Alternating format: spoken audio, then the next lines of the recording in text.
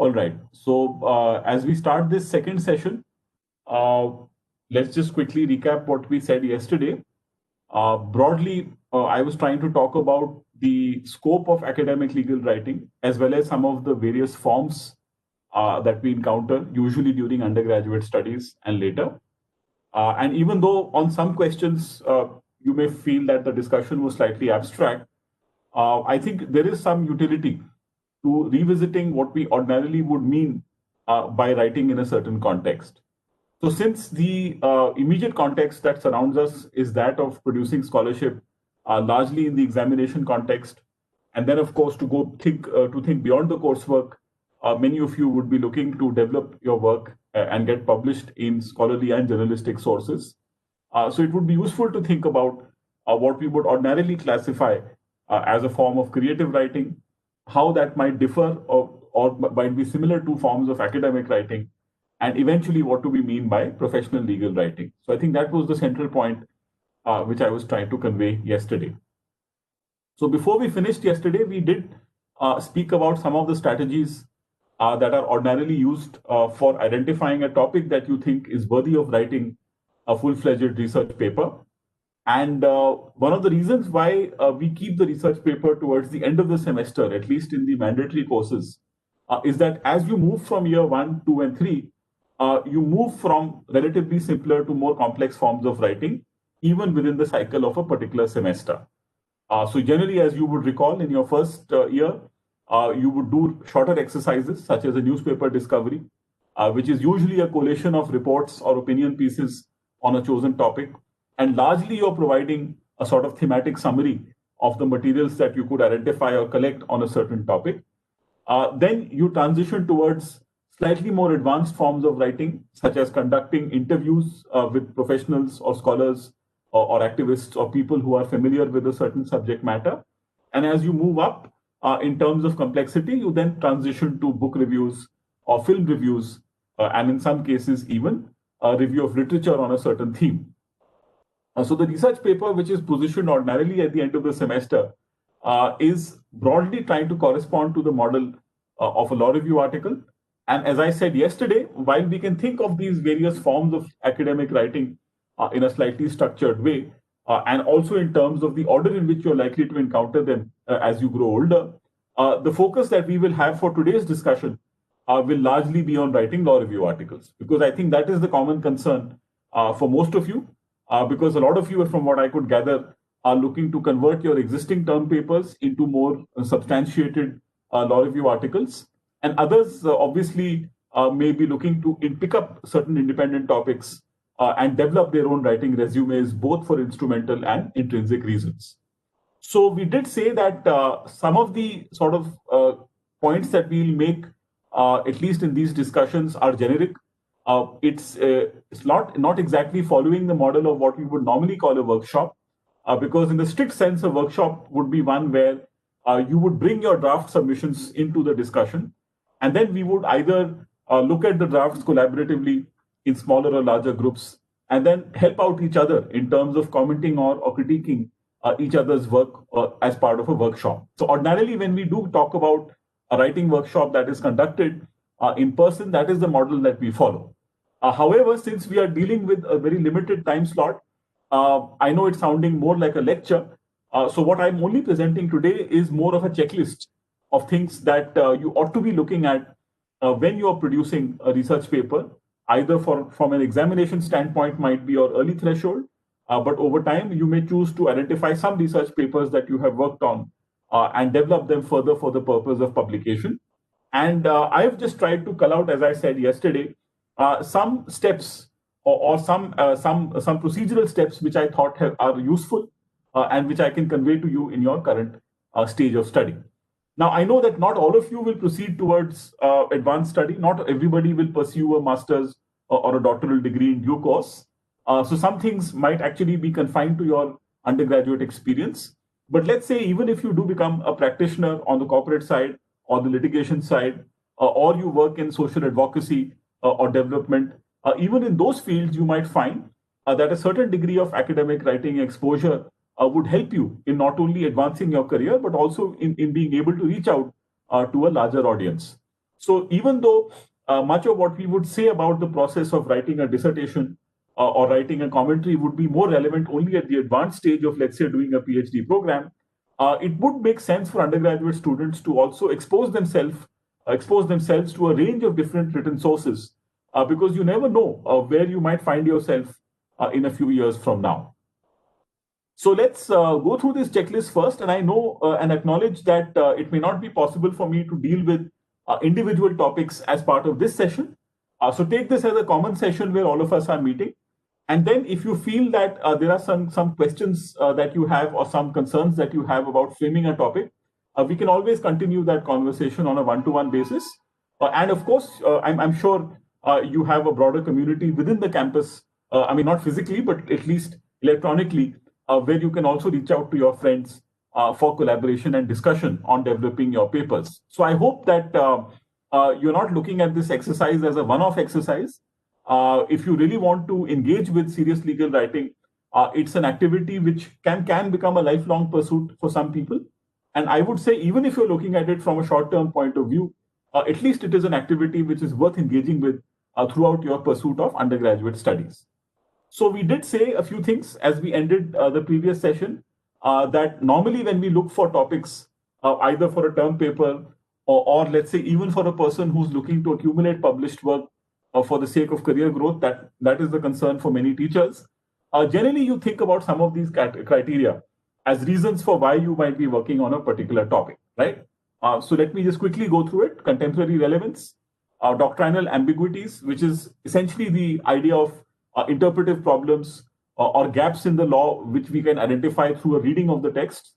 Then third, the gaps in the existing academic or professional literature.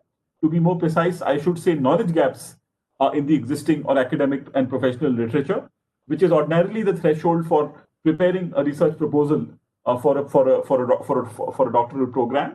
But again, you could be working in an instrumental or practical setting where the real motivation to write is to suggest a set of reforms by looking at the working of an institution or by looking at a set of rules which occupy a field, and to be able to collate them and to say this is what can be done or tried out differently. And lastly, the perspective that comes from critical legal studies, which is that even in a topic which is considerably discussed or a topic on which literature is easily available, it's quite possible that previous contributors or previous discussions have not really examined or explored a particular perspective which you are more interested in or you identify with. And hence, the knowledge contribution that you are trying to make is to develop that absent or underexplored perspective. So to some extent, these are some common strategies that I've come across in others' work, and I've tried them at different points in time.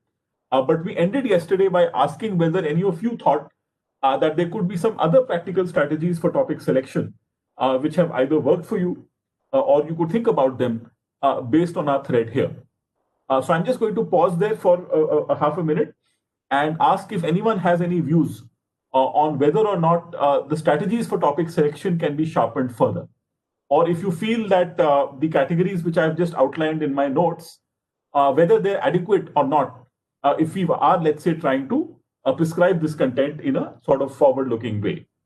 So again, this is something which I've just written off the top of my head a few days ago. It may not be comprehensive in the sense that if you look at one of the books which I've shared with you by Mark von Hock, it's an edited volume that consists of several chapters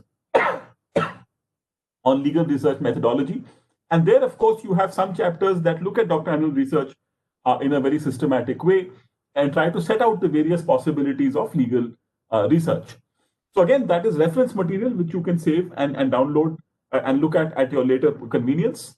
But I've tried to just put it across in a simpler way, which we can then use and communicate amongst each other and also pass on to younger students as we get older. So does anyone have any views on what could be another strategy for topic selection? Or do you feel that some of these categories which I'm outlining here are indicative or suggestive of some of the common strategies that you may have utilized, right?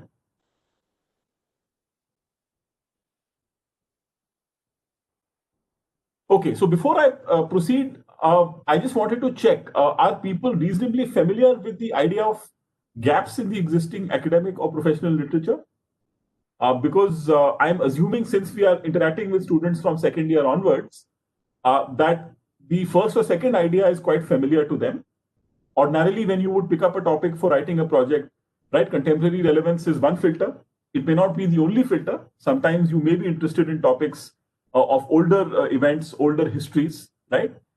Similarly, when we get into the legal subjects, especially not just procedural law, but substantive law, then the idea that a statutory provision can be read in one or more ways, or a judgment could possibly explore multiple perspectives, is something that we are accustomed to. So I think contemporary relevance and doctrinal ambiguities are reflecting in an approach which is also already being communicated to you. So as I could see in a couple of comments, people are asking me what could be meant by a gap in the existing academic or professional literature. Right, fine. So let me say a few things about that. A gap could be that a particular legal problem or a particular social problem perhaps has been examined in the past, but it has not been examined, let's say, from the context of a particular jurisdiction, right? You could identify that as a knowledge gap. For instance, until 20 years ago, there was a lot of literature which looked at commercial arbitration and how it worked in many of the Western economies, because commercial arbitration had emerged as an effective alternative method of dispute settlement.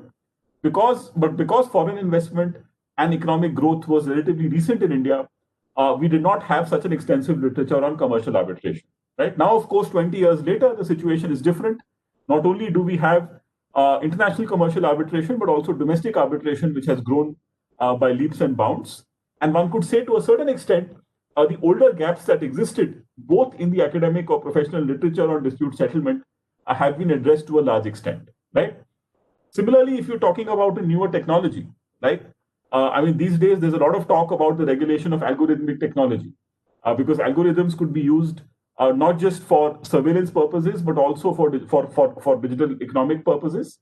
And depending on the context that you're looking at, it's quite possible that no one has actually examined the legal dimensions of that technology so far, right? Or even if there is work on that, it is so new and underdeveloped that you think you can add something to the discussion. So this is one way of trying to identify gaps in the existing academic or professional literature, where you look at a legal, social, economic, or technological problem, and you simply say that others in your context have not examined that problem, right? That could be one way of trying to work with a gap. Another way of thinking about a gap, which is the traditional way of identifying gaps or knowledge gaps, is to say that the literature on a certain theme has only been created from the perspective of, let's say, a certain culture or a certain dominant way of life, and other perspectives that exist in the same society have not been adequately discussed. So there I'm tying the third and the fifth objectives, right? So it's quite possible that you might come across literature on the working of lawyers in lower courts in India, and this is an area which I'm familiar with, which has traditionally looked at the relationship between practicing lawyers and the courts in terms of what happens in the courtroom, right? How do lawyers, in a sense, appear in the courtroom? What kind of submissions do they make? And how do the submissions made by lawyers translate themselves into the decision-making process? But the law and society literature, which started growing from the late 1960s or 70s, identified a clear gap in the older literature that existed on the Indian legal profession. They said you have only been focusing on what judges are saying in their judgments, and to some extent, what lawyers end up getting quoted for in newspapers or in terms of prominent submissions. But where is a larger social understanding of the litigation process? For instance, what are the interactions between a client, an intermediary lawyer who files the case, and the lawyer who ends up arguing the case? Isn't there a complex social interaction between these individuals which shape eventually what is going to be argued? So scholars from the fields of anthropology and sociology spent a fair amount of time, especially in the 1960s and 70s, looking at how dispute settlement works in the Indian context, right? It's not just what happens inside the courtroom or what gets recorded in the formal submissions and the judgments which are then made available for public consumption, but what are the social processes that feed into the methods of dispute settlement which are prominent in your culture. So it could be a gap, not simply in terms of what the judgment is saying, but simply because older scholars have not looked at the larger societal processes which feed into, let's say, litigation around a certain question. And this is a field which has really grown in the last 10 to 15 years, especially with the growth of the Law and Social Sciences Network in Delhi. So you have many scholars now who are looking not so much at what the content of the doctrine is, right? They're not so concerned about the content of what the statutes or judgments are saying, but they are more concerned about the behavior of social actors, right? What kind of reasons took them to motivated them to bring their disputes to court? What kind of interactions outside of the court shaped the litigation process? And why is it that people in the long run seem to be moving away from civil litigation? So you can see a clear shift, which is moving away from doctrinal research towards empirical legal research, especially in scholarship on the Indian legal profession. So people like Rajiv Dhawan and Professor Upendra Bakshi were amongst the first people to acknowledge this shift. But now, of course, you have a much larger group of people who are working on these questions. So when we talk about knowledge gaps, it's not necessarily a logical gap, right? Because that's the way in which we often use the word in common parlance, right? We say, look, your argument has several steps of causal links, but there are some links which are missing. So we are not talking about the absence of logical gaps. That's not the point which I'm making here. We'll make that point separately. What we mean by knowledge gaps is either the absence of a certain perspective, which you think is important to the subject matter that you're looking at, or the absence of a discussion of a newer problem, simply because it is so new that others have not really had the chance to scrutinize or examine it closely. And obviously, as I said, there might also be a situational understanding that there are certain problems which are playing out in your legal system which have just not been thought about with adequate care and detail so far.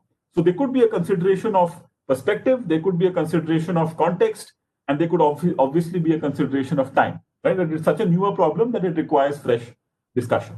So these are some examples of how you might be able to find a gap in the existing literature.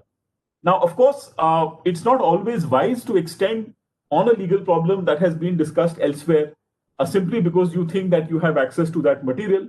You also have to connect the relevance of that problem with, let's say, a local legal context, especially when you're looking at comparative work. So we'll say a few things about comparative work, especially in tomorrow's discussion.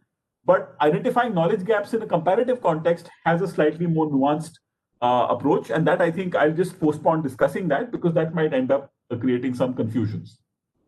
So pathways for reforms, I hope, is a more direct sort of way of thinking about it, because you might find that an existing law or an existing policy or an existing judgment is being criticized or is found to be unsatisfactory for a variety of reasons. Either the theoretical premises behind it are being contested, or impact studies have shown that the enforcement of that legislation or the actual understanding of that judgment is flawed. So you might want to write a paper which talks about these gaps of laws in the enforcement of statutes, in the interpretation of judgments, and try and suggest how it could be done better. In the extreme case, you might suggest criticisms of existing policies or laws and suggest countermodels or alternatives which you think are likely to address the inherent social legal problem in a better way. So to some extent, again, policy studies are more oriented towards generating reform-oriented reports. And like I said yesterday, policy studies would require analysis of materials that go far beyond official legal doctrine. So let's get into the procedural part and let's see how we can cover this, because you may feel that some parts are not directly applicable to a paper that you had in mind personally. So just bear with me as we go through this outline of ideas, and then we can think a little bit about which aspects would be relevant for developing your paper. So what I've tried to say here is a set of things which I think are almost like a checklist, right? I mean, I'm not saying that this is the formula that is followed by all teachers at Nalsar, or this is the formula which is followed by all editorial boards of well-known law journals. That's not what I'm trying to say here. Again, depending on the subject specialization, depending on the prior exposure of the person, you might have some differences in the expectations. But broadly, based on my understanding of what law reviews accept or reject, I can communicate that these are certain aspects which you must try to fulfill, right? Again, depending on the particular topic that you're working on, or depending on the format of the publication, some aspects may be less relevant in comparison to the others. But this is almost like a baseline formula which you could use to first write a paper and then put it out for review or feedback and then eventual publication, right? So let's go through this checklist, and then you can ask me questions if you feel that you're struggling to relate this to, let's say, a topic that you're working on or a paper that you've already been thinking about. So I would say, apart from topic selection, one of the most crucial steps which students will tend to struggle with, especially in the initial stages, is how do I frame my research questions?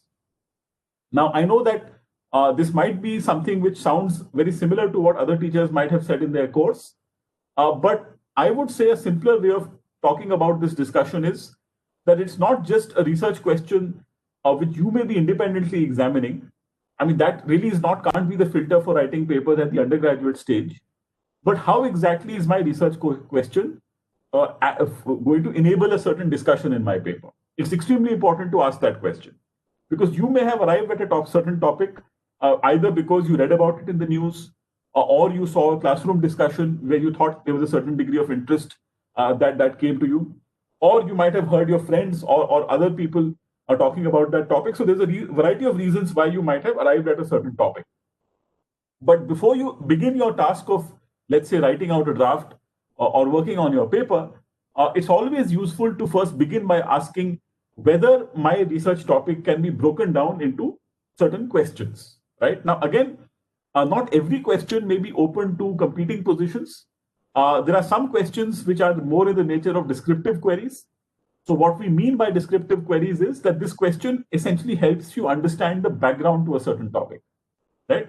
Especially when you're talking about, let's say, statutory reform or a criticism of judgments primarily in your paper, then a descriptive query would normally set out the background facts. Let's say if you're writing a case comment, then a descriptive query would begin, for instance, with what is the procedural history of the case, where was it filed, where did it go on appeal, which court's decision are you looking at, right? Then you might ask what were the operative facts involving the various parties in the case, and what eventually did the court do in terms of its decision making and reason giving. And so that's a very simple structure which most of you have already learned how to work with. But a descriptive query, let's say for a longer research project, might have a different dimension. It may not be limited just to a description or setting out of the facts which you think are relevant to the topic that you've chosen, but you might be providing, let's say, a conceptual background to the topic that you're more interested in. For instance, if you're attempting to talk about, let's say, the current status of civil society institutions in India, which I think most of us will agree is quite difficult, whether it is NGOs, whether it is universities, whether it is independent media, or for that matter, even trade unions, almost all civil society institutions are facing, let's say, certain pressures of majoritarian politics. You would first need to communicate to your reader why exactly are you wanting to talk about civil society institutions, right? Similarly, if you're writing for a general audience that goes beyond your field, then you might want to offer some explanation as to why you're using the term civil society in a certain context, what kind of organizations or institutions do you have in mind, and then you may scope down further and then set out what exactly is the proposition or the controversy that you want to discuss. So generally, when you write research papers for the purpose of the social science courses, a descriptive query takes up a lot of space. Sometimes you're trying to navigate the existing literature, and generally in a seminar paper also a descriptive query would be relevant to try and set the stage for what you want to discuss. But as you move up from year 1, 2, 3, 4, 5 onwards, and you want your work to be taken more seriously, then you also have to draw the distinction between descriptive queries and questions which have analytical or probative character, right? Now, this approach I know is modeled to some extent in the way in which you would approach comparative activities like moot courts or debates. For instance, if you read a moot court memorial, it is by and large a discussion of analytical or probative questions, because the moment I say I'm framing a certain set of issues, these issues are meant to be contentious, which means that you can marshal a certain set of reasons to defend one view around that question, and you can also marshal another set of reasons and facts to argue the opposite way in some cases. So this is what we call the adversarial form of argument. But I'll say a few things about why the adversarial form of argument also has certain limits, especially when you write law review articles. But this is certainly an initial exercise that you must engage with. Now, you may find that depending on the kind of audience you're writing for, or depending on the format of the publication that you're working on, you may need to shift the focus between, let's say, what we call a descriptive query and a probative question. There are some topics which may require you to uncover the literature and to be able to synthesize it or summarize it or explain it in a certain simpler way. where it is not so important for you to take sides and say, I argue in favor of one position or the other, right? So you may not have to accept the logic that is inherent to, let's say, moot courts or competitive debating, because you're not really trying to persuade somebody, right? You're trying to disseminate information, and you want to ensure that a text which is otherwise more complicated or otherwise includes more specialized language is now being made accessible to other readers in a simpler form, because that is the labor that you have performed, right? So it's quite possible when you write a review of literature, or when you are writing, let's say, a descriptive essay for the purpose of disseminating information, especially in textbooks. So when you're writing a textbook, you're actually trying to make things simpler for your audience rather than making it harder. And in that sense, a descriptive query might actually be the way to go for large parts of your research paper. For instance, in the field of legal history, you may find that uncovering what institutions did in the past itself requires a fair amount of archival research, a fair amount of analysis based on older documents, and that itself might be the real addition that you're making to knowledge. So it's possible that in some contexts, framing your research questions as descriptive queries that allow you to unearth certain facts, to organize those facts, and to present them in a more simpler manner is actually the main objective of what you're doing. But by and large, when you look at the research papers that you're being asked to do at Nalsar, or the kind of research papers which can be developed into viable law review articles for academic journals, the emphasis shifts a little bit to analytical or probative questions, which means it may not be enough for you to simply summarize or thematize the existing legal doctrine in a certain area. It's not enough for you to simply communicate what were the goals of an older statute or what were the main reasons which a particular court cited in support of a decision. You might actually be looking at that existing doctrine, and you might be identifying a slightly more difficult question, which, let's say, the statute has not answered, or a question which the previous judgments or the previous judicial orders have not adequately explored. Right? That's also, let's say, a part of what we might pursue as part of doctrinal legal research. So, for instance, in my own PhD thesis, to give you an example, my central question is, how have Indian courts looked at reservations in elected bodies?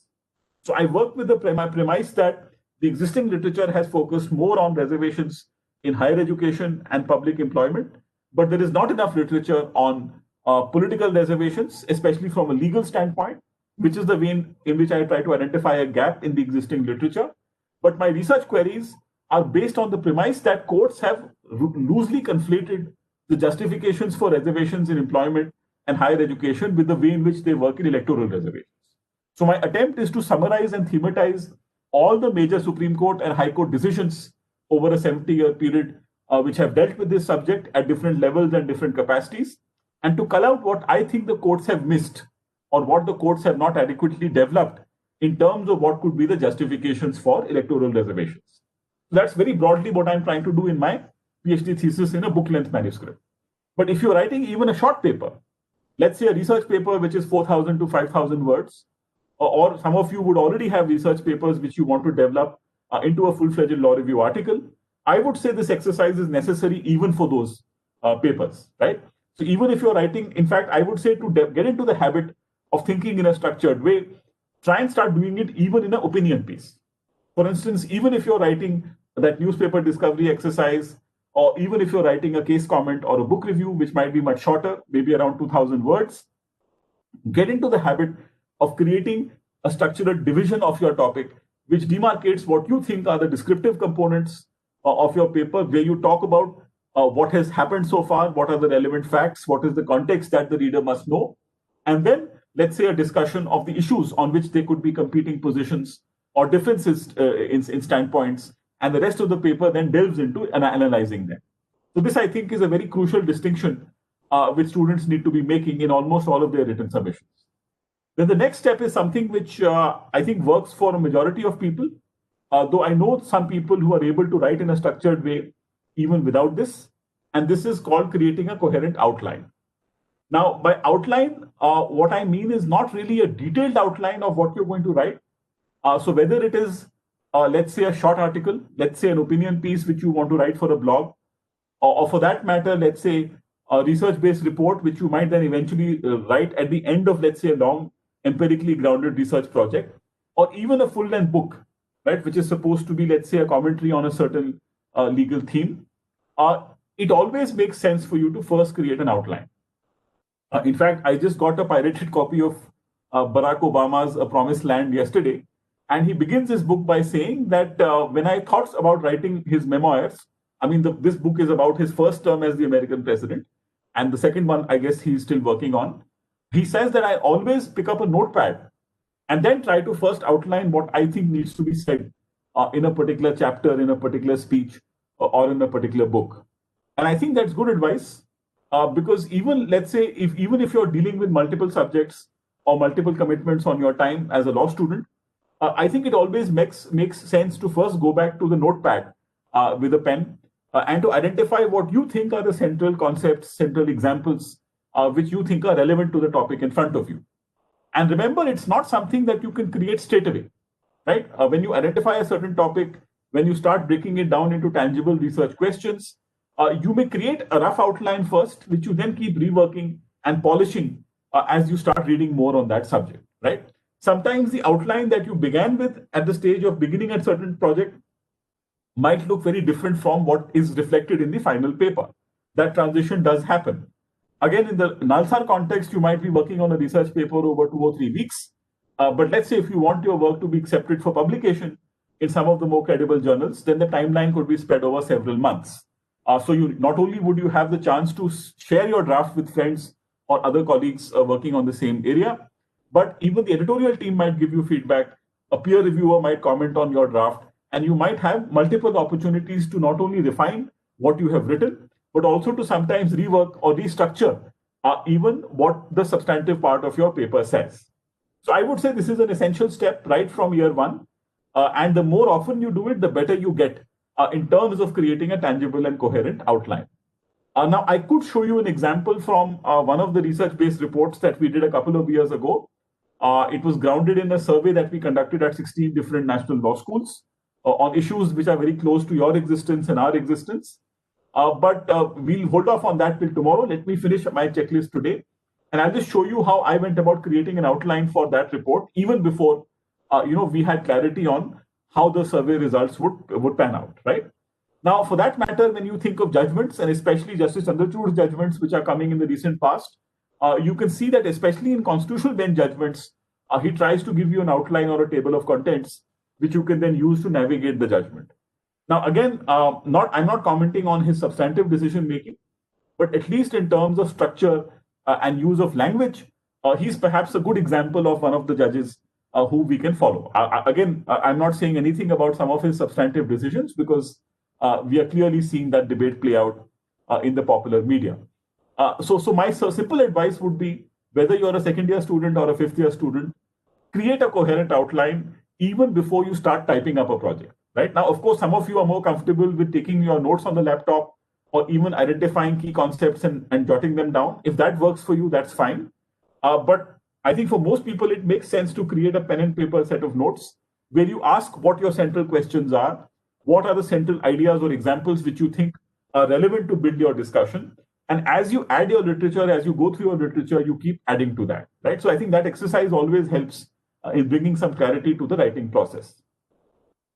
The second set of questions, the third point which I wanted to make was something that I guess is covered when you do your legal methods course right in the first year. So we'll do this very quickly, but it's important to have clarity on the orientation of your research paper, right? Now, this question becomes more important, let's say, when you do a LLM or a PhD dissertation, because at the advanced stages, the question of what methodology you adopt becomes extremely important. And a lot of weightage is given to how you construct your methodology, especially for empirical research. But I would say even at the undergraduate stage where you're trying to send a paper for publication, irrespective of, let's say, the visibility of the journal, ask yourself this question as to what is the central orientation of my paper. Now, I've said three things: that there could be a doctrinal approach, which reflects our study of most substantive law subjects. There could be an empirical approach, which is more common in fields like law and economics and law and society, and of course, business studies.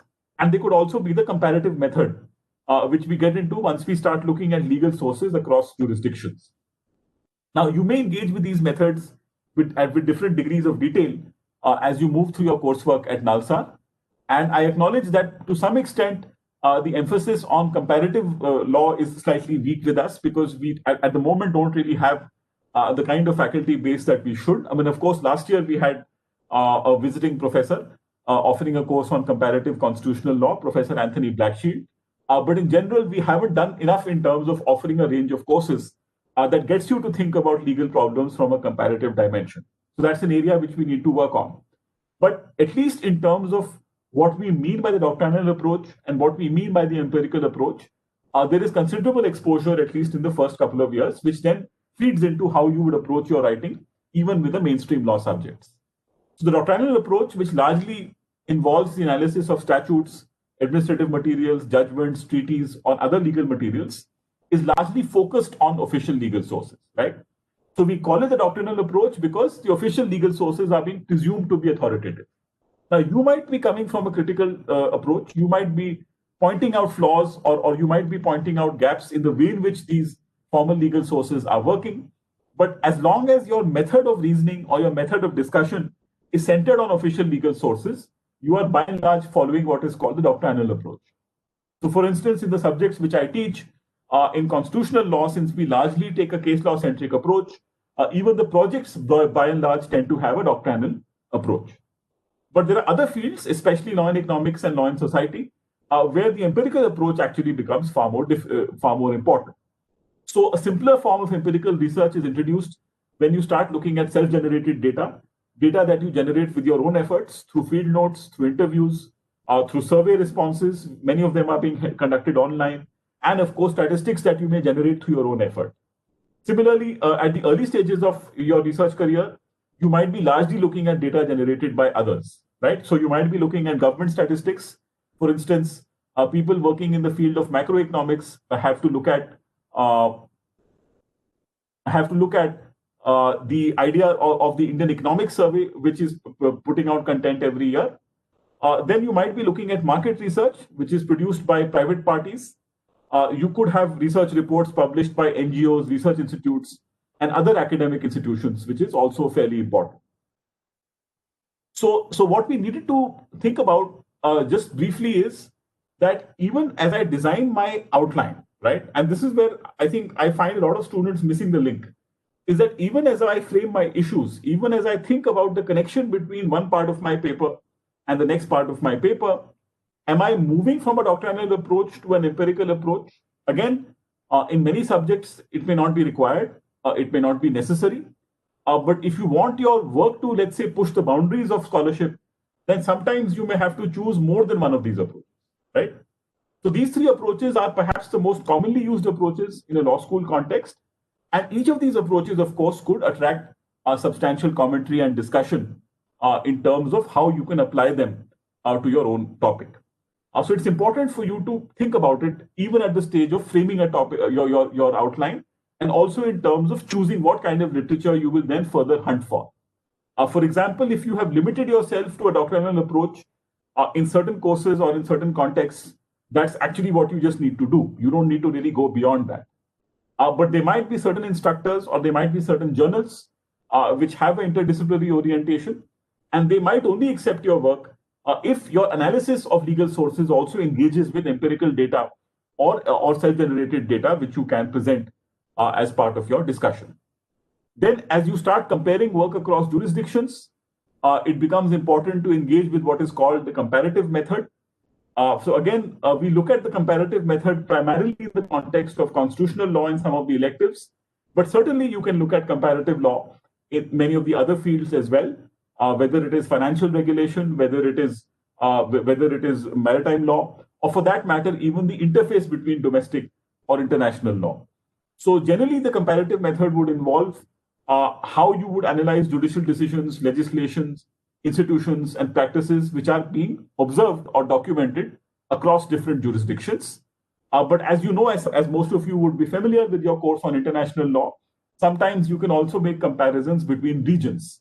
It doesn't necessarily have to be a national jurisdiction or a state jurisdiction that you're comparing, but your comparisons are probably being made across regional clusters or even regional bodies that are dealing with similar problems. Now, the idea which I think some of the other teachers also communicate and is possibly a make or break when it comes to editorial decisions on accepting a paper. And generally, I mean, if I do get a paper for peer review, I mean, generally I don't do it very often, but when I do get a paper for peer review, for me, this component becomes extremely important. Because by and large, the papers that you get in the law reviews have a doctrinal orientation, and very few papers, on the other hand, or very few journals in India tend to reflect the empirical approach or the comparative approach, at least when we are talking about the student-run law reviews. I mean, I can think of journals from other disciplines which prioritize empirical research or the comparative research. But by and large, if you look at many of the student law reviews, which most of you can easily publish in, most of them are seeking work which largely engages with doctrine, right? So in the case of doctrinal research, which is the area that I am personally more familiar with, this is almost like a make or break, right? If these things don't exist, then there is a tendency not to accept the work. And what is that? I'm simply stating it as the development of a central argument and the various sub-arguments which are either in support of it or are shedding more light on the issue that you have chosen. So this is something which I guess most of you would have encountered if you tried out for competitive debating in your first year, or some of you, of course, would have come across it in the law and language course, though I'm not sure in what form these ideas are being delivered.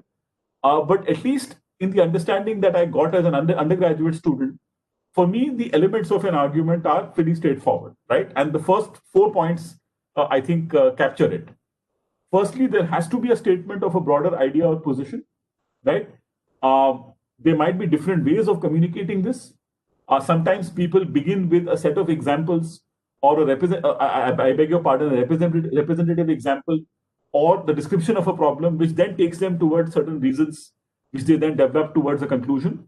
Or sometimes you might follow the approach which competitive debaters or people in moot court competitions do, which is of setting out their proposition straight away and saying, this is the question that we are examining, and this is how I will discuss it. Now, again, the methods that you follow in competitive debates or in moot courts have certain limitations, especially when you transplant them to the written form, because the written form, to be honest, is not so focused on an adversarial form of communication, right? And that's a point which I just wanted to make with a bit more rigor, because over the last 5 to 6 years, I've especially found that when students are introduced to adversarial forms of communication, to some extent, there is a belief that that is the only method that they need to master in law school. It might be a function of many things. It might be a function of the discourse in the coaching centers. It might be a function of the kind of conversations which happen in the informal spaces outside the classroom. And it might also be a function of the larger culture of argumentation that we are seeing these days. So I wanted to say a couple of things about that. But just to kind of convey what we think are the central elements of building arguments, you ought to be able to state what is your central idea or what is your position vis-a-vis a certain subject or a sub-issue that you're looking at. You should be able to present your supporting reasons with a certain degree of clarity. I remember in school, we were asked to create charts where you would, let's say, identify the pros of a certain position and the cons of a certain position and draw tables. I mean, that's a useful skill, at least for the sake of argument development. But when you write it out in a paper, you may not exactly follow that tabular form. You might want to engage with one reason, then look at the contradictory reasons or arguments to question that premise behind your own reasons, and then evaluate the same. But irrespective of the method that you follow, whether you follow a linear or tabular form, or whether you follow a more conversational or explanatory form, there must be a presentation of supporting reasons, and there must also be analysis of conflicting positions and reasons, right? So unlike a moot court memorial or unlike a debate speech, where you necessarily have to take a position and argue, let's say, one side of the topic, in a written form, you can't do that, right? In a written form, even if your initial inclination is towards a certain position, or you are thinking of a conclusion even as you're researching a certain question, you must explore what the diametrically opposite view would be. You must try and explore what certain tangential views might be, which may have a bearing on the subject that you're discussing. You must explore nuances, right? Or even intermediary positions which might appear as practical compromises, especially when you're talking about policy prescriptions. So that, I think, is the fundamental difference between the kind of skills which are modeled by moot courts and debates and legal writing on the other hand, right? Legal writing is not putting a premium on winning an argument, right?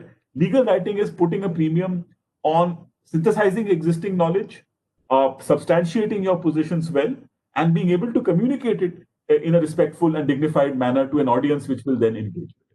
So I would say that even though understanding the basic method of adversarial reasoning, which is also called a dialectic method, as described by Karl Marx, is important for a law student to understand, where you essentially begin with a thesis or an explanation of why a certain event is happening or why a certain process follows a certain structure. You come up with an antithesis, which is an exploration of the diametrically opposite view, and then you have a synthesis, which helps you arrive at a workable conclusion. So this is basically what is called the dialectic method in intellectual history. Now, the dialectic method is important to understand the structure of social sciences, to understand how legal argumentation is modeled, but it's not the be-all or end-all, right, of the skills that you require in law school. In fact, I find that several students who do well in moot courts or debates often start thinking that the adversarial form of communication is all they have to do, right? And I think that's a big mistake. It's something it's a mistake which honestly I did not see my own peers making, maybe because we were exposed to a slightly less combative context. We did not really have constant social media where people's personal choices were being constantly questioned. But I am seeing, and I'm a little worried about the way in which students often engage with each other in the last few years, right? Even an attempt to set out information, even an attempt to set out clarifications or seek clarifications, I beg your pardon, are often, are often attracting, let's say, a large volley of argumentative and often abusive responses. So you might say that might be the ecosystem that we are growing in these days, but it's important for you to maintain those filters and say that, look, that's not an approach which is going to work for me. So when we think about the presentation of supporting reasons, the analysis of conflicting reasons and positions, sometimes you also have to work with evidence. Evidence can come in different forms. In doctrinal research, normally evidence will rely upon observations made by judges in previous decisions which have authoritative value, but then you can also question the authoritative value of decisions. There could be empirical case studies of how a certain problem has played out based on impact studies or based on longitudinal research. There could be statistics both from public or private sources, in some cases through self-generated efforts. And of course, you might be piggybacking on the work of older scholars or previous academic work to advance or examine a certain position.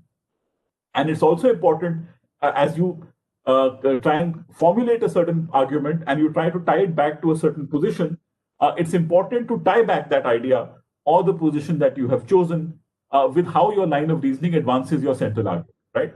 So for me, to be honest, this criteria of having at least a semblance of a structure of an argument is quite important. If I say yes to, let's say, publishing a certain article. Because the reason I'm saying it is because there are tendencies where people often send law review articles which are completely one-sided, where they present only, let's say, the view that they favor or the conclusion that they want. So that might be the model that you might want to follow when you prepare a moot court memorial, but that's not the model for a law review article. And on the other extreme, you sometimes get law review articles which don't have any probative questions at all, right? Where you basically don't really have any engagement with the competing arguments or even the intermediary positions that one can think of, and all you have is a description of the law. So if the description of the law is what you want, then you might publish your work in a survey of cases or in a textbook or in an information module, but it's not what you would normally do in a law review article. So I think that distinction is something that I just spoke about a few minutes ago, and it is also relevant in terms of deciding where and when you might choose the adversarial form of communication, but also the situations where the adversarial form of communication is not useful. That is also a filter that you must keep in mind. Now, especially, and of course, the last bit is something which I guess most of us are struggling with, that the adversarial method especially has serious limits when you're trying to uncover structural biases and societal prejudices, which may have informed previous scholarship as well as your own efforts at knowledge creation. So I think I've shared a short article by George Orwell with you called Why I Write, where he explains how he started getting into political writing, or why even his works of fiction were actually an articulation of political positions. But he has another essay called The Politics of the English Language, where he thinks about this problem in a slightly more elaborate way. So maybe we can build on that example at a later stage, but I'll share that essay with you when I send you this outline tomorrow. And George Orwell, I think, does a pretty good job of talking about how sometimes the kind of language we use or the kind of terms we use often ignores the existing structures of oppression that we are partly responsible for or complicit in. And it becomes very difficult for you to actually even acknowledge that existing bias or prejudice, especially when it works in your favor, right? So this is an aspect which I guess would require a much longer discussion. Maybe someone with a stronger grounding in critical legal theory might be better positioned to speak about it. But by and large, the adversarial form may not actually work in such situations, especially when you're trying to present knowledge from the standpoint of a group which has historically not had access to formal knowledge systems, or a group which has not been able to publish their views for public consumption in the past. Sometimes just speaking up and reflecting an authentic experience is in itself an act of knowledge creation. So that goes back to the point that we were making yesterday about the boundaries between creative writing and academic writing. But you might find that there are some situations where adopting an adversarial form in such situations is actually harmful because it might discourage people from speaking up simply because they haven't been accustomed to those norms of reason giving, those norms of argumentation which you take for granted. So I think as law students, especially, you have to be conscious about it because as you spend, let's say, a considerable amount of time in gearing yourself towards adversarial forms of communication, you should also know what are its limits and where is it to be used. I think that's an important qualifier which I must offer at this stage. Now, let's quickly move on and then I'll take some questions. I'm not going to spend some time on the next part because this is something, I guess, which is introduced in the legal methods and law and language courses. And we can talk about it at length, maybe at a more individual level. But ordinarily, when we say that your writing should have a logical structure, we are normally talking about at least 3 methods of logical reasoning, which we look for in the way in which a student has substantiated their work. And this is especially relevant for doctrinal research, right? For empirical research, again, one of these categories is more relevant, but I think most of you do have a sense of what we mean by each of these 3 categories. So deductive syllogisms are essentially moving from general observations or principles towards specific inferences and conclusions, which is what we call the rationalist method. Inductive generalizations is more reflective of what we pursue when we pursue in empirical research.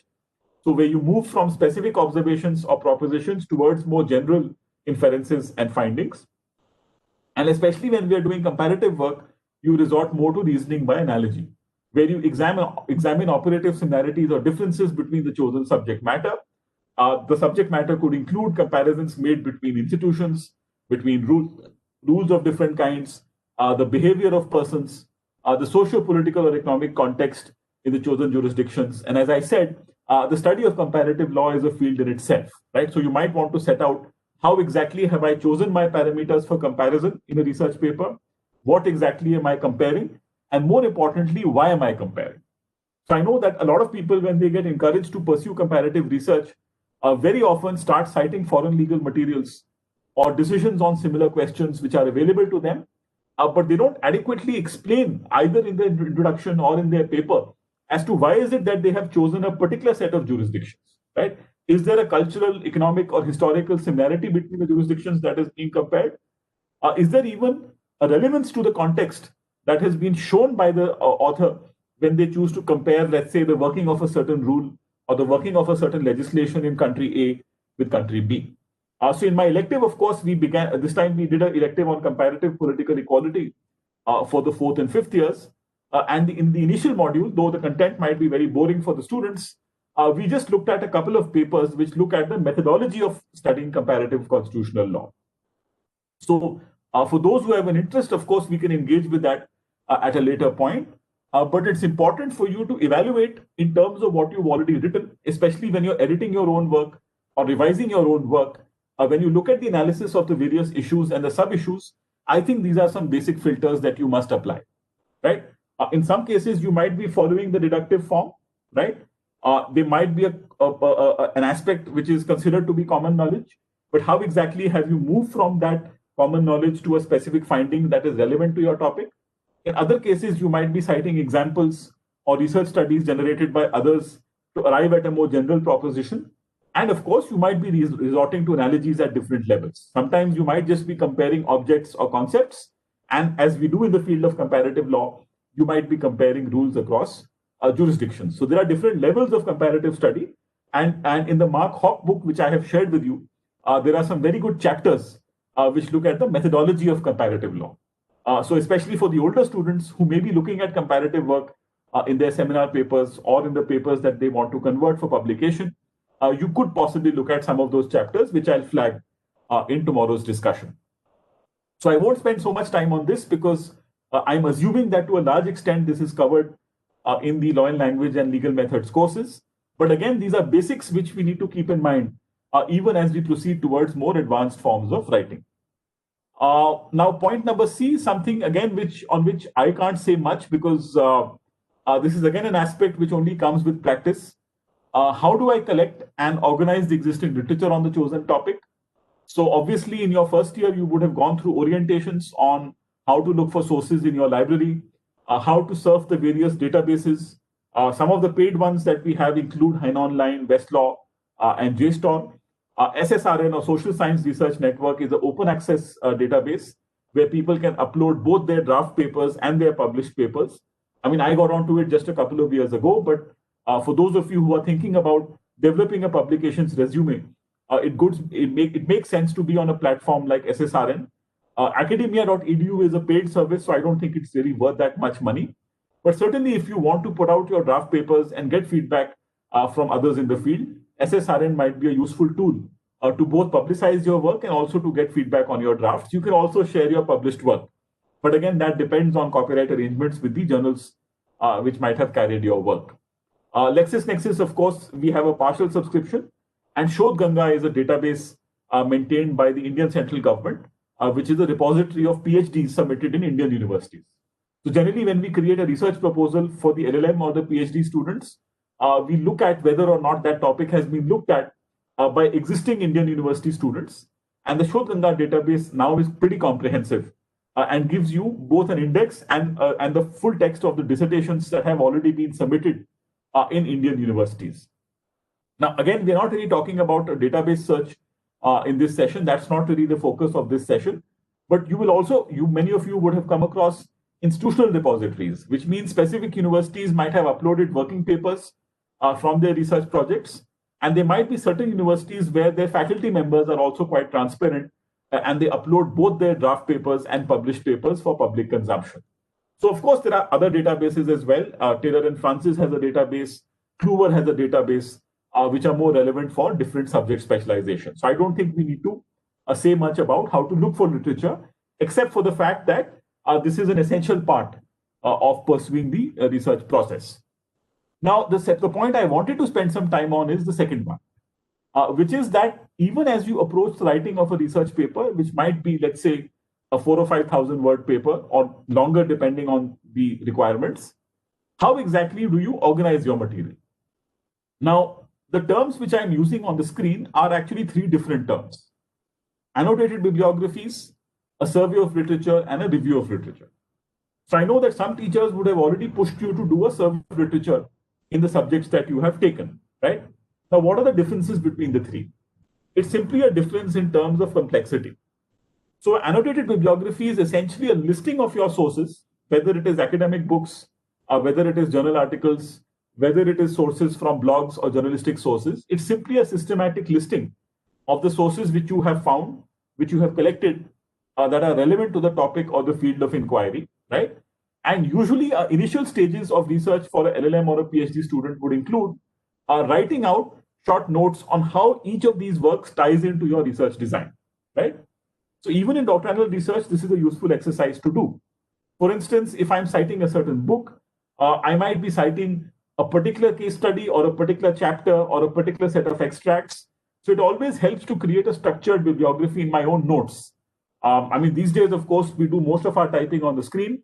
So it makes sense to have some interim files which you're working on, where you create what we call an annotated bibliography. It simply means you've created a bibliography based on the materials that you've collected, except that you classify them systematically and you make explanatory notes on how that work relates to your research, or which aspect or which particular point in that work needs to be cited or discussed in your work. So again, this is a work in progress. It's an interim sort of task which you would perform as you start writing a longer paper.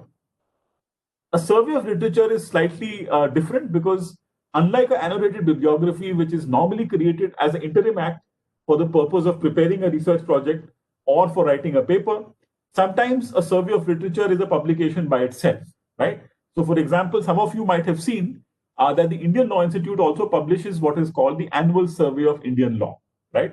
So it's modeled on other efforts to codify or to, I beg your pardon, to create digests on legal developments, where you simply have an index of, let's say, judgments or statutory developments organized by subject matter. So this might be descriptive work which is useful for practicing lawyers, but you can also have a survey of literature in the academic sense.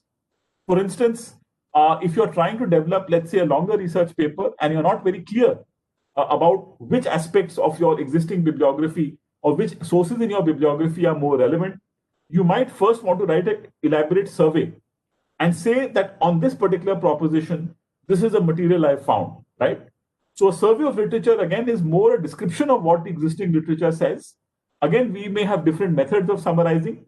If you're writing for your own reference, you might just be writing down keywords or key phrases or page numbers or paragraph numbers. But if you're writing, let's say, a survey for publication, then of course you have to write it in a more narrative form. So generally, a survey of literature will perform that intermediary function of communicating what the law says or how the law is developing. A review of literature is slightly more polished and advanced. So a review of literature usually is not required in a conventional law review article or even in an undergraduate research paper. Generally, a review of literature becomes a must at the master's and doctoral level, but I know that some of my colleagues would have asked you to create a review of literature, even, let's say, as part of the projects, or in some cases, when you're developing a research paper, this becomes part of your task. So a review of literature is a slightly more advanced form, right? Here, you are not just summarizing the existing literature in terms of what it covers or which points or which aspects are relevant to your research design, but a review of literature tries to perform the function which starts, let's say, a longer research project, right? So when you review existing literature in the field or on a certain topic, you also try to look for knowledge gaps, which you can then use and plug by developing your entire research strategy. So a review of literature would, I guess, be more relevant when you're writing a doctoral dissertation or when you're trying to make an original knowledge contribution, because it requires a qualitative assessment of what others have missed or whether or not existing discussions which have happened in a different context or a different time can be extended to a newer context or a newer time. So this is, I think, the more advanced form of creating a systematic analysis of literature, which requires more effort and time. So especially you can ask some of the alumni who have pursued full-fledged PhDs, generally generating a coherent review of literature is the most time-consuming task, right? Because it is only if you're able to get a certain mastery over the literature in a certain field that you can then plan out what you are going to say in addition to that literature by way of adding to the knowledge that exists in that field. So this is perhaps the more complicated part that you might pursue in the long run. But for the short run, for those of you who are looking to convert your papers into published work, I would say creating annotated bibliographies is a very useful step. So just like the idea of creating an outline for the substantive part of your paper, I would say also work backwards and think about expanding your bibliography in a separate document, and then cull out what you think is fitting into your narrative, and then eventually refine it and polish it when you include your final bibliography in the paper. That's a simple sort of method which I have used, and it seems to be working for many people. Another interim step, which I guess most of you already do, is that when you collect articles, whether you download them as PDFs or whether you copy them into Word files or you save them in any other format, create separate folders, right? So for instance, if you're looking at, let's say, a research topic, for instance, if you're looking at the right to fair trial, and you're looking at the understanding of the right to fair trial in a historical sense, then you want to look at the understanding of the fair trial in the Indian Constituent Assembly, and then you want to look at judgments which have tried to expand the meaning of fair trial in the post-constitutional context. So if you've already organized your paper thematically between the historical context of fair trial rights, the discussion in the Constituent Assembly, and let's say the analysis of the jurisprudence on fair trial, try and organize your literature as per the theme that you're working on. Now, again, this may not be something that comes to you naturally. It comes maybe with practice and time. So, for instance, especially when you're writing a project, let's say a research paper where you have sub issues to work with. So, try and organize your literature around the sub issues that you want to work on. Another method could be, especially when you're reading for knowledge and not so much for writing, to organize your folders as the discipline has evolved. So if you're looking at the field of political theory, you might find that you might want to create a separate folder for Indian politics, a separate folder for comparative politics, a third one for international relations, and possibly a fourth one for political theory, because that's normally how the field is classified. Similarly, even within constitutional law, as most of you find in the third year, there is a classification between the first course where we are focused more on fundamental rights, the second course where we are focused more on structures of government, like principles of government, such as federalism or separation of powers. And under each cluster, there are sub-themes depending on the topic that you're looking at. So I would say whether you're collecting materials for the purpose of your own writing or for the purpose of your future reading, it always makes sense to have systematic folders on your device or the computer, because over time, sometimes the literature establishes its own relevance in your mind if you keep collecting it systematically. So I know many students at the initial stages simply collect whatever they can and don't really worry so much about the internal classification or the systematic organization of that material. But if you want your work to be taken seriously, if you want your bibliography and references to be detailed, then this is something that you should start doing. Another way of doing this is that apart from separate folders that you might maintain on your device, simply create handwritten flowcharts in a notebook for organizing the reference material in accordance with your research plan. So just as you might create an outline for the questions, the sub-questions, the reasoning, and the arguments that you want to present, you might also want to create a flowchart or a reference chart for the books, the articles, and the journal articles that you might want to use. Because as you develop your argument or as you develop certain issues, you might want to choose which reference is really adding value to your point and which reference requires more time and attention in your paper, right? So I think I've said what I wanted to say today. There are some things which we can add to depending on the level of interest. We can talk about the citation forms, but those are, I think, pretty obvious. But I did want to say a few things about norms of citation. But before that, I just wanted to stop for a minute and ask if people think that these are filters that they can easily implement, right? Or if some of you feel that these are not filters that we have encountered, or these are not filters that have really been insisted upon so far, right? In a way, I'm not trying to give you exactly the criteria that we use to judge projects. I mean, that's partially the story. But by and large, if I'm sitting as a reviewer or an editor of a journal, then I would necessarily start looking for some of these steps, right? So that's what I really wanted to communicate. So can I just pause there and ask if this is making sense? Because my worry is that sometimes if I'm developing a certain point, it may or may not be clear to a lot of people. Or do you feel that this is just building on things that you've already done and things that you've already encountered, right?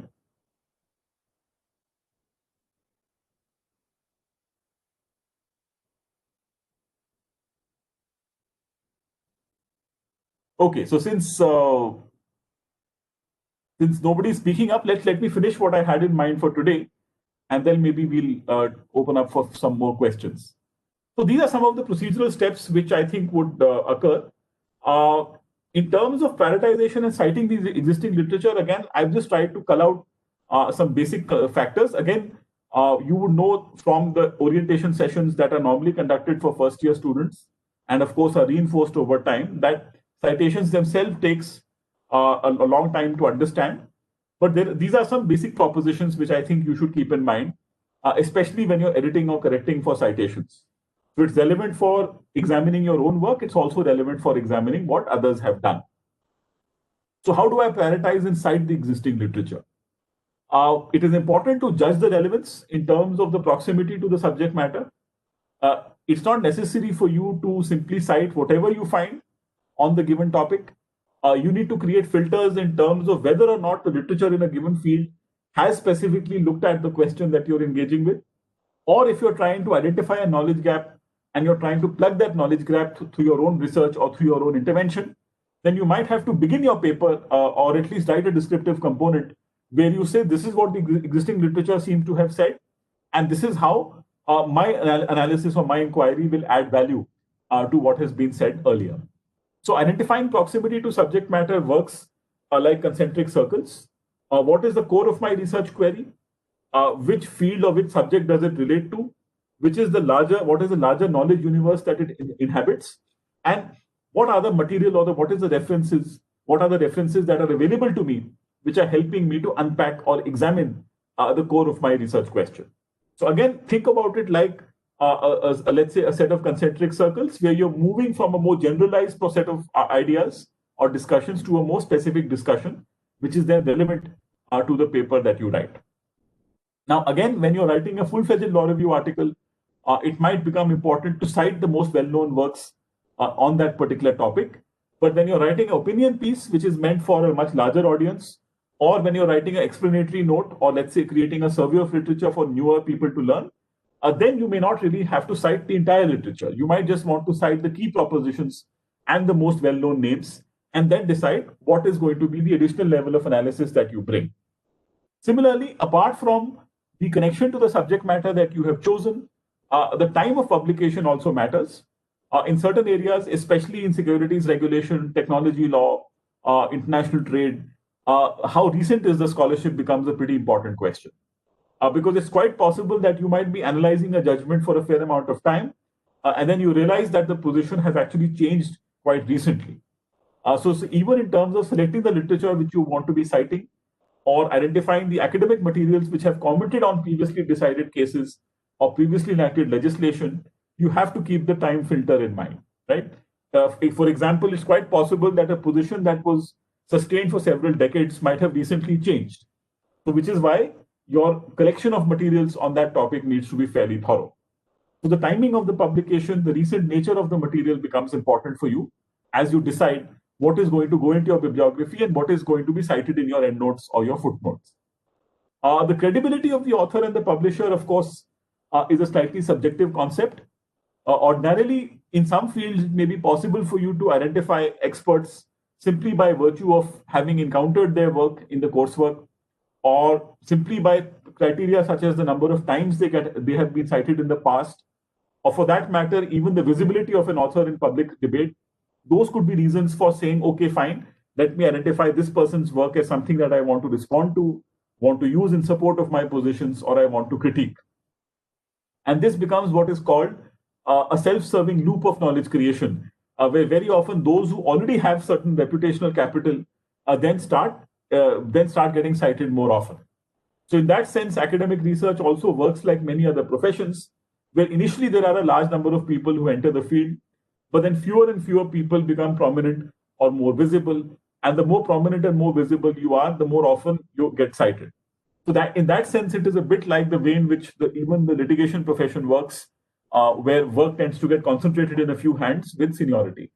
But again, that has changed considerably in the last few years, especially with the rise of open access databases, especially with the rise of websites which allow academic material to be discussed and circulated freely across all parts of the globe. And I think we need to be looking at this question of the credibility of the author in a slightly more subjective way. For instance, especially when we talk about certain subjects on which a perspective from your own country might be lacking or underdeveloped, then we must be looking to build those perspectives rather than simply transplanting or copying what others have said in a different jurisdiction. I mean, we might pick up something at the more abstract level, but it is important to analyze your own institutions, your own history, and your own practices from a curious lens, and then say that this is the work which I think should be looked at by others as well. So this is an issue which is completely, which is sometimes not discussed adequately in our context, but the credibility of the author and publisher matters to a large extent in relation to the theme that you're working on. If a certain theme has not been discussed earlier, and you're looking at newer research which has come in the field, then it's quite possible that younger people might be generating the more useful conversation or ideas that you need to learn. In certain other fields which have been established for a long time, and there are well-known journals or publications which are out, then of course it might be easier for you to determine what should be cited in your paper, what should be disregarded, and what you should be responding to. So again, a lot would depend on your choice of theme and your choice of topic, but you must at least begin with this parameter. Whether you use it or whether you disregard it is a separate decision, but at least think about it when you're narrowing down your bibliography or choosing what to cite in the content of your paper. Then the second part, which is, I guess, a common question, especially when you're working with regulatory material or when you're commenting on the observations made by judges, or for that matter, even parliamentary law. What is the right balance between paraphrasing what others have said and choosing quotations? So my simple suggestion to you would be, as far as possible, paraphrase, right? Now, I know that when you especially write for a generic audience, you sometimes have to cite the statutory provision or the observation in a case in detail, because otherwise readers will not follow what you're saying. And sometimes when you write for an explanatory purpose or for an instruction purpose, you might want to focus more on the text of the law. On the other hand, when you're dealing with an expert audience or when you're dealing with insiders in the field, then section numbers or provision numbers or even author names sometimes ring a bell and are enough to communicate what you have to say. So obviously the nature of citation would depend on the kind of audience that you want to reach. But I would say, even if you're writing for a generic audience, try and paraphrase as much as you can, right? Because very often what happens is when you cite literature verbatim, when you cite quotations verbatim, either from a judgment or the language of a statute, or for that matter, an administrative code, very often the drafting strategy of the official legal source itself has an alienating effect on the audience. So I think it makes more sense, as far as possible, to try and rephrase what the official legal source says in your own words. Of course, there might be some cases where you're examining the term threadbare. When you're trying to say, look, this term can be understood in more than one way, or a particular phrase has been misapplied or misunderstood by a regulator or administrator. In those interpretive cases, you might want to, of course, cite the legal source. But I would say, don't let the citation to the legal source be the primary focus of your paper, right? Even if you're writing a short opinion piece or a short piece of advice, foreground the principal reason, right? The principal reason which indicates why is it that somebody needs to be looking at this topic, right? What exactly is the scope of your inquiry in terms of what sub-questions you're examining? I think that should get priority. And even in terms of your choice of language, if you feel that you're conditioned into a certain kind of academic legal writing and later professional legal writing, which is arcane, which is known only to a few people, then you must make revisions and restructure what you have written in such a way that it becomes accessible to people from other disciplines. If you're using complicated terms, then simplify them, right? Replace them with terms which communicate the same idea in a more simplest, in a more accessible or plain form. Now, string citations and discursive citations are, of course, very obvious. Generally, when you have a single reference in a footnote or an endnote, you refer to a book, an article, or for that matter, a newspaper piece. That's called a string citation, where you only cite a single piece at a time. And discursive citations are essentially block citations, where you might be referring to multiple references in one footnote because they relate to the same idea or they relate to the same fact which you want the reader to consider. And in some cases, you can also have what we call speaking footnotes, which are also a form of discursive citations, where the footnote itself sets out some facts which you don't think are so important for the central line of argument that you're developing, but is still useful information for the reader. So especially clarifications on arcane terms or observations on facts on a certain case, which are not central to your argument, can sometimes be relegated to the footnotes. But I'm not personally a very big fan of footnotes. I know that very often people get fascinated by how heavily footnoted a particular article is, but I think that's not a very useful way of thinking about legal writing these days.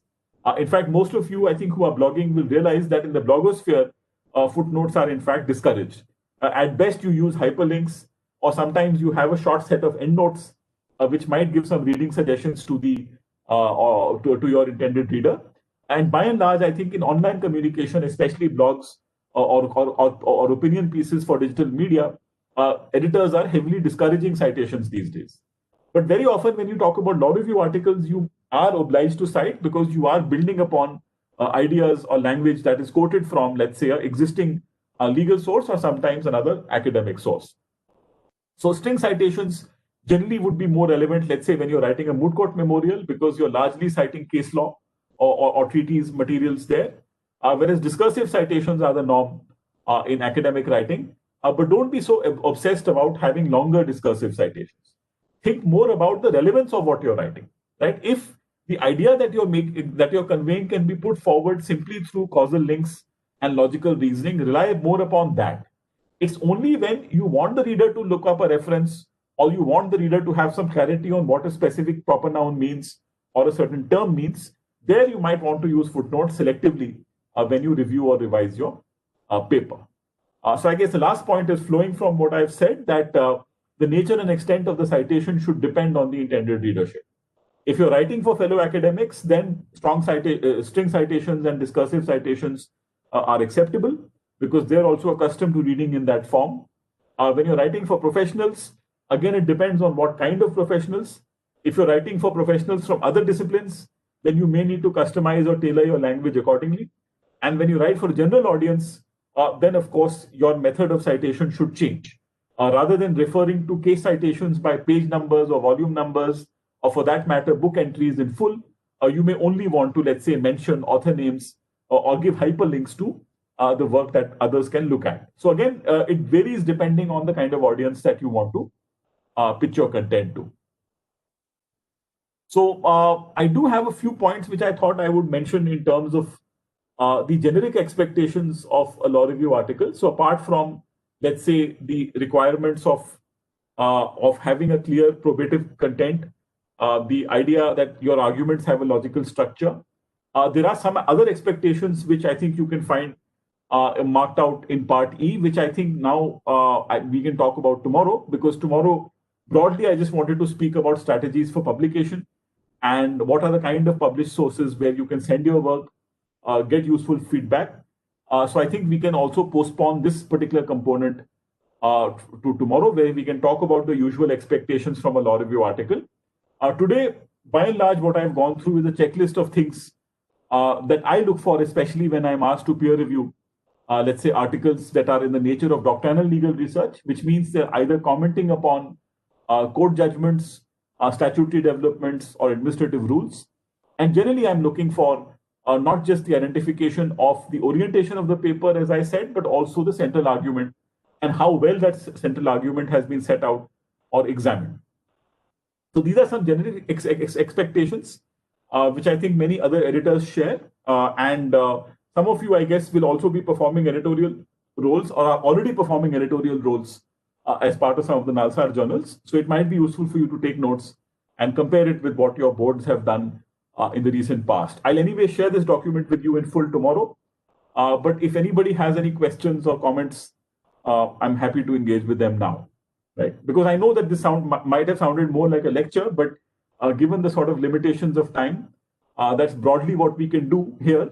And then we can continue our conversations in smaller groups or on a one-to-one basis over the next few weeks.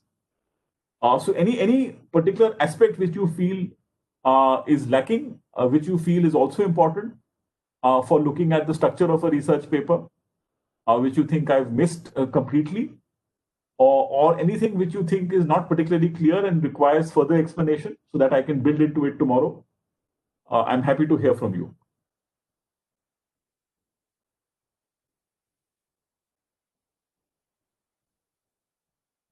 So I think I did get one question over email, which I'll also address, which is the whole question of making academic writing accessible to a larger audience. And I wanted to say a few specific things about it, which actually are part of my third component, where I say that you can actually begin by writing for general sources rather than writing only for legal websites.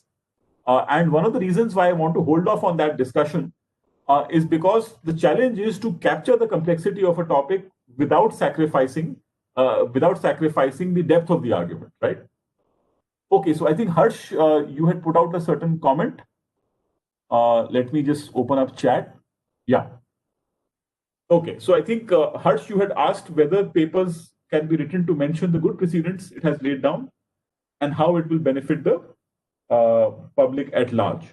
So Harsh, you would normally do that in a case comment. So for instance, you might want to be examining a judicial decision either from the recent past or even the present, and say that there are certain lines of reasoning taken by the court, which could actually be used constructively by lawyers in future decisions to extract relief, right, which advances the goals of liberty.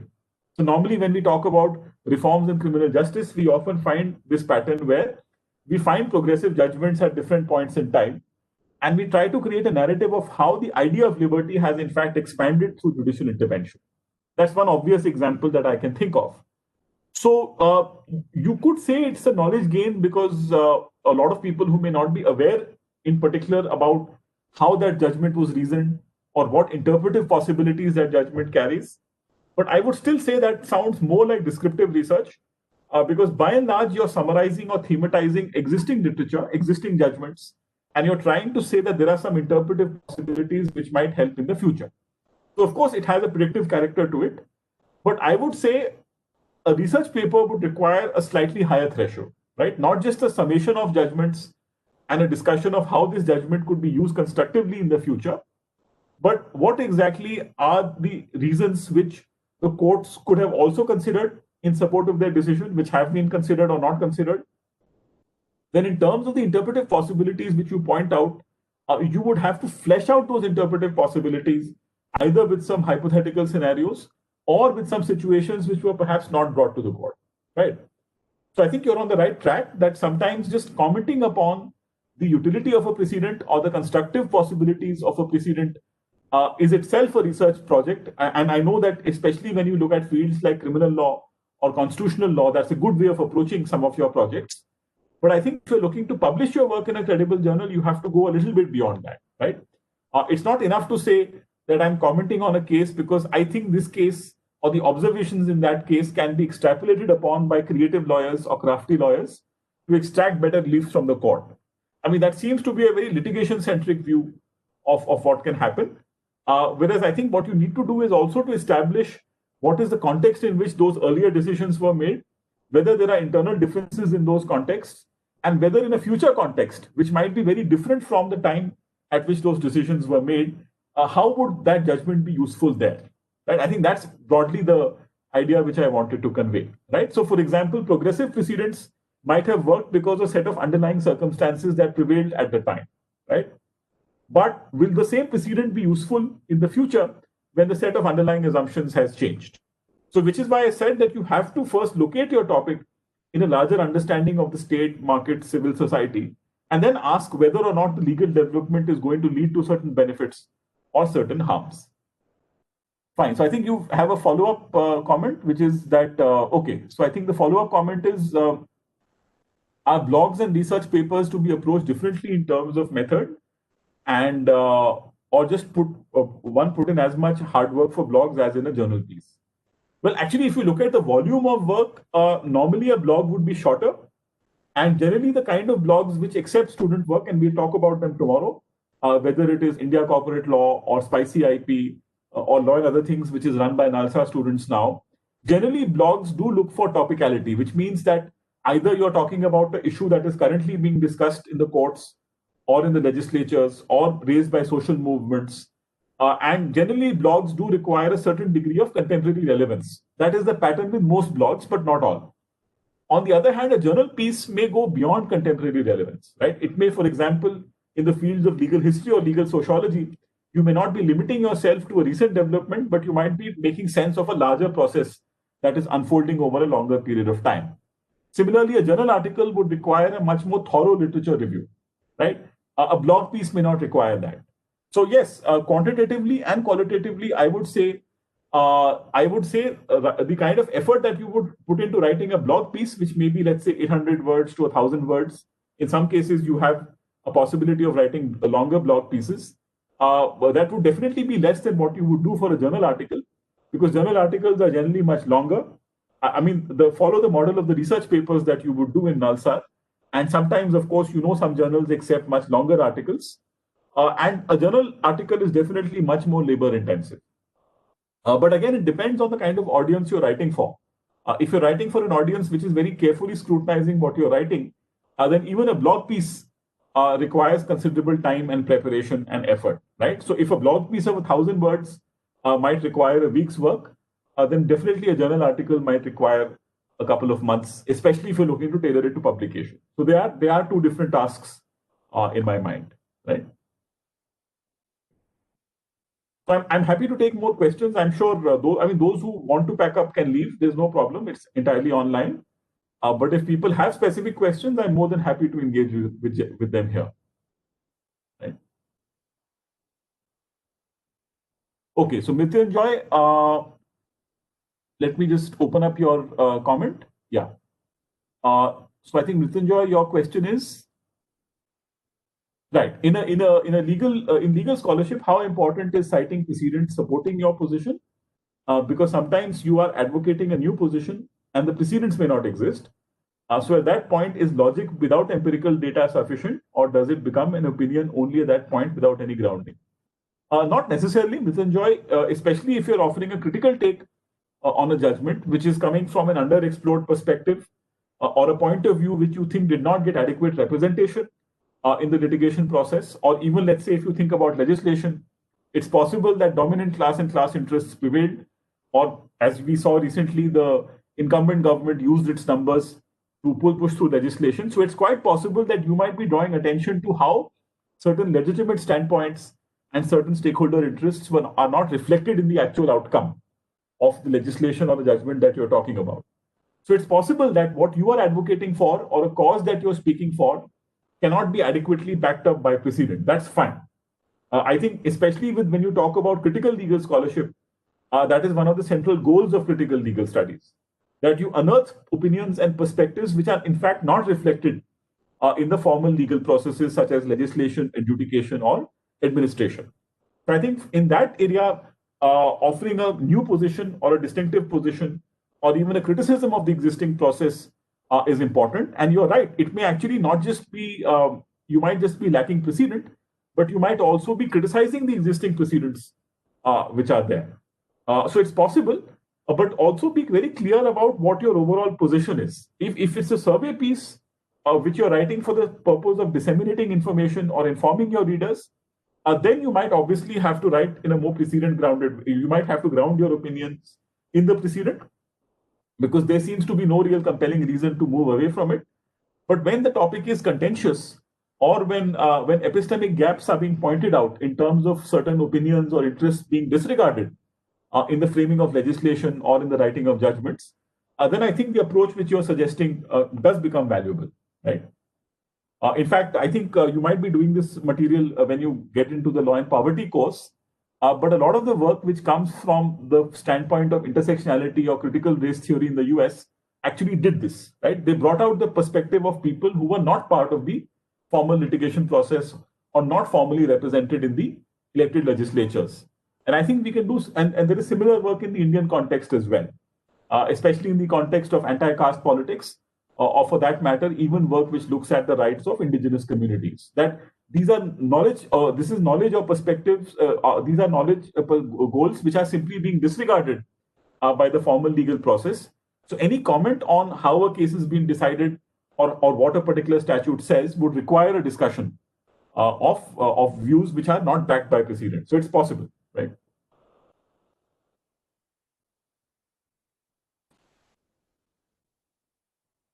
Okay, so any other questions, or should we carry it forward?